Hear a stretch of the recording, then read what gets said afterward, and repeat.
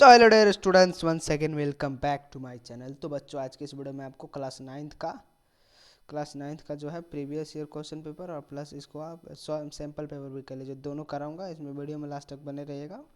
आपको इसमें मैं आपको बताऊंगा साइंस का, और साइंस के बाद ये साइंस का है, साइंस के बाद आपका मैथ आएगा और मैथ के बाद हिंदी इंग्लिश साइंस। तो आप वीडियो में लास्ट तक जरूर बने रहिएगा, और चैनल बना दो, चैनल को सब्सक्राइब जरूर कर लीजिएगा।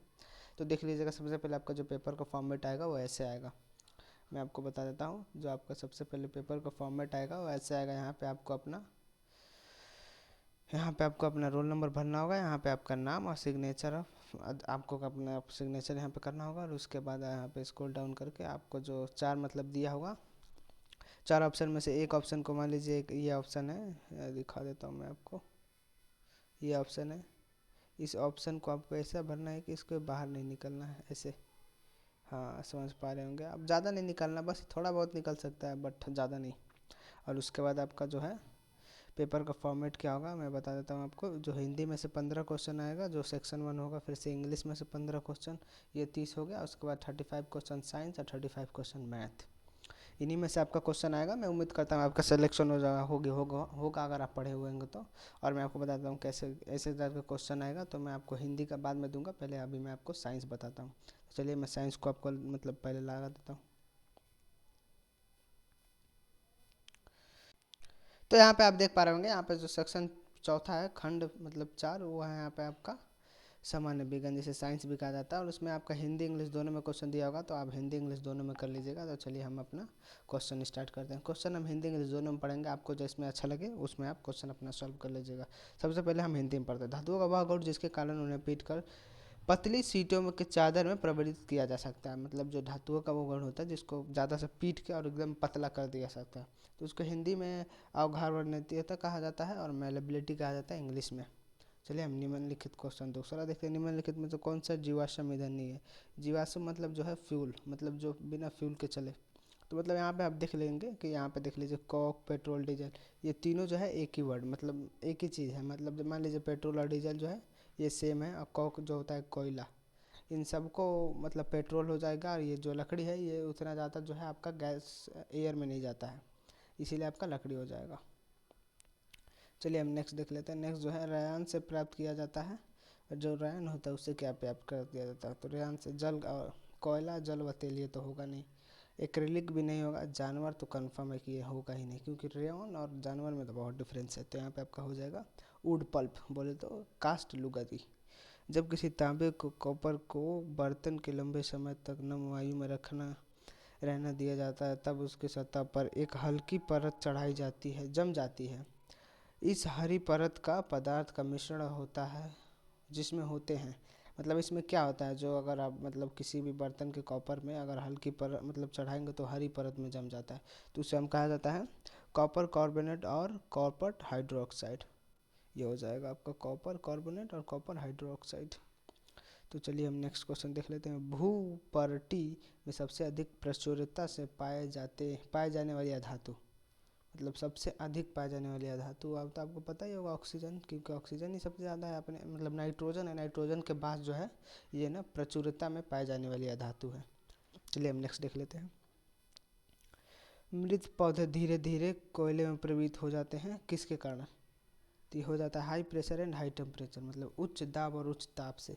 मतलब जो मृत पौधे होते हैं वो धीरे धीरे कोयले में प्रवृत्त हो जाते हैं हाई टेम्परेचर और हाई प्रेशर की वजह से। तो चलिए हम नेक्स्ट क्वेश्चन देखते हैं।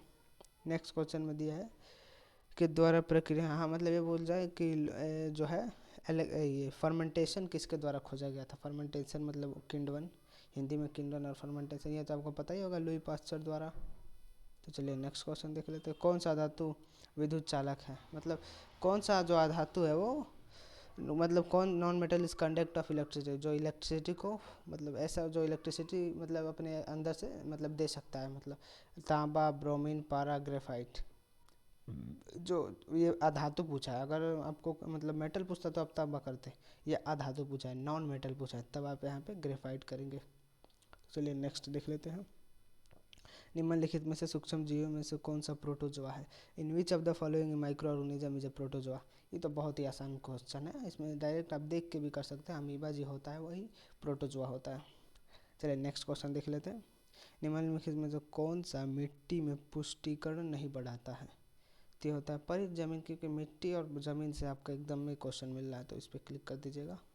नेक्स्ट क्वेश्चन देख लेते हैं। निम्नलिखित में से कौन सा समूह खरीफ फसल का है?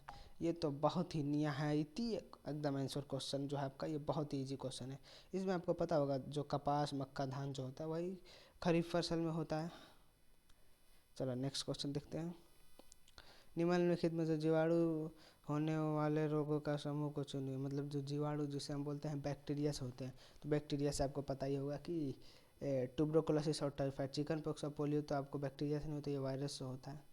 और कफ और इन्फ्लुएंजा ये तो प्रोटोजोआ से होता है। तो आपका ये जो है ये क्वेश्चन हो जाएगा ट्यूबरकुलोसिस और टाइफाइड।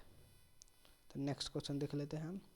ढौली भेड़ का जन्म जुलाई 1996 को हुआ और वो पहले स्थानीय प्राणी थी जिसे प्रतिरूपा क्लोनिंग के माध्यम से पैदा किया था। मतलब प्रोडक्ट थ्रू क्लोनिंग, मतलब उनको प्रोड्यूस किया गया था क्लोनिंग से, जो क्लोनिंग होता है उनसे उससे उनको प्रोड्यूस किया गया था। निम्नलिखित में से किन में बाह्य निषेचन अति सामान्य घटना है? मतलब इन पूछ रहा है इसमें से external fertilization is very common, मतलब किस में जो होता है वो बाह्य निषेचन होता है। तो ये हो जाएगा आपका मेढक और मेढक का तारामीन स्टारफिश।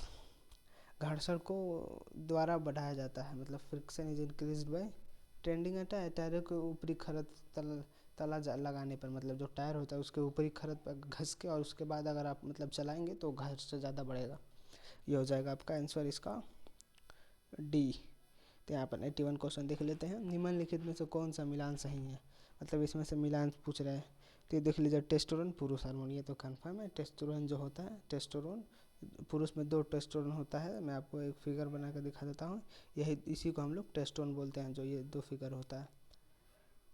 चलिए नेक्स्ट क्वेश्चन देख लेते हैं। कौन सा एक संपर्क बल है? ये तो बहुत ही मतलब इजी क्वेश्चन पूछ दिया है यहाँ पे। संपर्क बल आपका यही होता है फ्रिक्शन बल, फोर्स। बिना फ्रिक्शन के आपका कोई संग मतलब बिना संपर्क से कोई घर्षण नहीं होता, इसीलिए संपर्क बल हो जाएगा। इसमें पूछ रहा है कौन सा दाब का इकाई नहीं है? दाब का इकाई आपका ये पूछ रहा है कौन सा नहीं है, तो आपका डाइन हो जाएगा, क्योंकि डाइन जो है वो दाब का नहीं, वो उसका होता है घर्षण का इकाई होता है। तो चलिए हम आगे चलते हैं। यहाँ पे देख लीजिए, यदि हम निम्नलिखित ईंधनों की समान मात्रा का पूर्णतः दहन करें तो किसके दहन में से हमें अधिकतम ऊष्मा प्राप्त होगी? मतलब it will completely burn the sum of the amount of the following fuel, the maximum amount of heat will be obtained on the, ये आपको पता ही है, लिक्विफाइड पेट्रोलियम गैस से ही आपको हमको जो होता है सबसे ज़्यादा ऊष्मा प्राप्त होगा। चलिए next question. National parks protect whole set of the ecosystem wild wild life sanctuaries provide protection, मतलब पूछ रहे राष्ट्रीय उद्यान परितंत्रों के समस्त समूह को सुरक्षा करते हैं जबकि वन्य जीव अभयारण्य को सुरक्षा प्रदान करते हैं। ये हो जाएगा प्रजाति वनस्पति और परिदृश्य, फौना फ्लोरा एंड लैंडस्केप। चलिए नेक्स्ट क्वेश्चन। कोशिका किस अंग कोशिका का शक्ति भवन कहा जाता है? ये तो बहुत ही ईजी क्वेश्चन है आपका, ये अगर आप अच्छे से पढ़ेंगे तो आपको पता हो जाएगा कि माइटोकॉन्ड्रिया को ही आपको पावर हाउस ऑफ सेल कहा जाता है। और यहाँ पे नेक्स्ट क्वेश्चन देख लीजिए। निम्नलिखित में से कौन सा ईंधन प्रदूषण रहित वाहनों के लिए है? मतलब कौन सा जो है इसमें व्हीकल है जो प्रदूषण जो नॉन पोल्यूटिंग जो है उन मतलब व्हीकल के लिए है, तो हो जाएगा आपका सीएनजी हो जाएगा, कॉम्प्रेस नेचुरल गैस। चलिए हम नेक्स्ट देख लेते हैं। निम्नलिखित में से कौन सा पादप कोशिका में पाया जाता है परंतु वो जंतु कोशिका में नहीं? ये पूछ रहा है कि in which of the following is found in the plant cell but not animal cell, तो हो जाएगा सेल जो वॉल होता है वो बस मतलब कोशिका मतलब प्लांट सेल में पाया जाता है, वो एनिमल सेल में नहीं पाया जाता है। चलिए नेक्स्ट क्वेश्चन देख लेते हैं। निम्नलिखित में से किसकी शक्ति के परिमाण को रिएक्टर पैमाने में व्यक्त किया जाता है? In which of the following express in the term of magnitude of the scale under Richter scale, तो इसका हो जाएगा भूकंप। अर्थ क्यूब को ही हमको रिचर्ड स्केल में तो मतलब तब्दील किया जा सकता है। चलिए नेक्स्ट क्वेश्चन देख लेते हैं। निम्नलिखित में से कौन सा वायु प्रदूषक पेट्रोल और डीजल के अपूर्ण दहन से उत्पन्न होता है रुधिर ऑक्सीजन वाहक क्षमता को घटा देता है? मतलब ये in which of the following pollutant produce due the incomplete combustion of petrol and diesel reduce the oxygen carrying capacity of blood, तो हो जाएगा कार्बन मोनोऑक्साइड। चलिए नेक्स्ट क्वेश्चन देख लेते हैं। हमारे सौरमंडल में कौन सा 2 ग्रह से पश्चिम की ओर घूर्णन करते हैं? जो हमारा मान लो सौरमंडल है उसमें पूछ रहे हैं कौन पश्चिम की ओर घूर्णन करते हैं, तो ये आपका हो जाएगा आपका शुक्र और यूरेनस। इस पे आप इन सब क्वेश्चन को आप लिख लीजिएगा। आप ये क्वेश्चन का शुक्र और यूरेनस जो होता है वो मतलब पूर्व से पश्चिम की ओर घूर्णन करता है। चलिए हम देख लेते हैं यहाँ पर निम्नलिखित में गैसों में से कौन सी अम्ल वर्षा के लिए जिम्मेवार है। In which of the following gases are responsible for acid, तो हो जाएगा SO2 NO2। चलिए हम नेक्स्ट क्वेश्चन देख लेते हैं। सूर्य से दूरी के बढ़ते क्रम में सौरमंडल के पहले 3 आंतरिक ग्रहों का सही क्रम, मतलब जो सूर्य से दूरी में मान लीजिए ये सूर्य है और इससे दूरी में जो मान लीजिए जो रिवॉल्व करते हैं सब प्लैनेट, उसमें पूछ रहा है कौन से बढ़ते क्रम में है, तो हो जाएगा बुध, शुक्र और ये हो जाएगा पृथ्वी। तो इसका राइट आंसर हो जाएगा आपका बुध, शुक्र और पृथ्वी। चलिए नेक्स्ट क्वेश्चन देख लेते हैं। के द्वारा प्रतिबिंब बनते हैं, ये आपको तो पता ही है, मतलब किसके द्वारा प्रतिबिंब बनते हैं, रिफ्लेक्शन के द्वारा, प्रवर्तन के द्वारा। ध्वनि की निम्नलिखित विशेषताओं में से किसे कंपन के आयाम पर निर्भर होता है। उच्च प्रबलता मतलब लाउडनेस जो होता है वो इसके एम्पलीट्यूड पे मतलब वो निर्भर होता है। मतलब ये लाउडनेस जितना ज़्यादा आयाम होगा, मान लीजिए मैं आपको समझा देता हूँ, जितना ज़्यादा ये आयाम होगा मतलब ये मान लीजिए आयाम है, उतनी ही तेज आपकी वॉइस होगी। तो चलिए नेक्स्ट क्वेश्चन देख लेते हैं। निम्नलिखित में से विद्युत धारा प्रवाहित नहीं होती। सोडियम क्लोराइड से विद्युत धारा नहीं प्रोवाइड होगी। यहाँ पे हाइड्रोलिक अम्ल और विलयन से हो जाएगा, तांबे के तार से हो जाएगा, पिघला हुआ सोडियम क्लोराइड से हो जाएगा, बट सोडियम क्लोराइड से नहीं होगा। चलिए नेक्स्ट क्वेश्चन। विद्युत धारा उत्पन्न कर सकती है heating, chemical and magnetic effect, और भी कर सकती है, बट इसमें से हीट नहीं कर सकती कि इफेक्ट ओनली, मतलब ये तीनों कर सकती है, ये नहीं कि बस एक ही करेगी, लेकिन तीनों कर लेगी। तो चलिए नेक्स्ट क्वेश्चन देख लेते हैं। यहाँ पे एक तारा पृथ्वी से 20 प्रकाश वर्ष दूर है, उसके प्रकाश को तारे से पृथ्वी तक पहुँचने के लिए कितना समय लगेगा। तो ये पूछ रहा है, मान लीजिए 20 प्रकाश वर्ष दूर है, पूछ रहा है उसके प्रकाश को तारे तक पहुंचने में कितना समय लगा। तो ये समझिए, अगर ऐसा क्वेश्चन देता है कि इतना दूर है, जितना दूर है आप पूछेगा कितना समय लगेगा पृथ्वी तक पहुंचने को, पृथ्वी तक अगर मतलब पूछेगा तब जितना दिया होगा उतना ही, और कुछ किसमें पूछेगा तब उसको लिए आपका कुछ अलग होता है। बट जब पृथ्वी का नाम दे देगा तब समझिए कि आपका यही होगा, जितना दिया होगा। ये देख लीजिए, यदि आपतत किरण प्रवर्तित किरण के बीच का कोण इतना है तो आपतन कोण क्या होगा। तो मान लीजिए ये आपका आपतित किरण, ये प्रवर्तित किरण, और इनका जो है बीच का जो कोण है वो है 120 है। और मान लीजिए इनका कितना होता है 90 होता है, 90 होता है। तो यहाँ पे पूछ रहा है कि ये मतलब तो आपतन कोण क्या होगा। तो आपतन कोण मान लीजिए, तो अगर ये 90 है और ये 90, अगर इनको 120 को अगर आप 60 में डिवाइड करोगे तो उसको अगर आधा करोगे तब यहाँ पे हो जाएगा आपका 30, जो 30 डिग्री है वही आपका आपतन कोण होगा। तो चलिए नेक्स्ट क्वेश्चन देख लेते हैं। किसी धातु को परत दूसरे धातु पर विद्युत द्वारा जमा निक्षेपित करने की प्रक्रिया को कहते हैं electroplating. The process of depositing of a layer of any desired metal on the another material means the electricity is called the electroplating. और मैं आपको बता देता हूँ, अगर क्वेश्चन में कुछ गलत हुआ होगा तो आप कमेंट करके बता सकते हैं, मैं उसे सही कर दूंगा।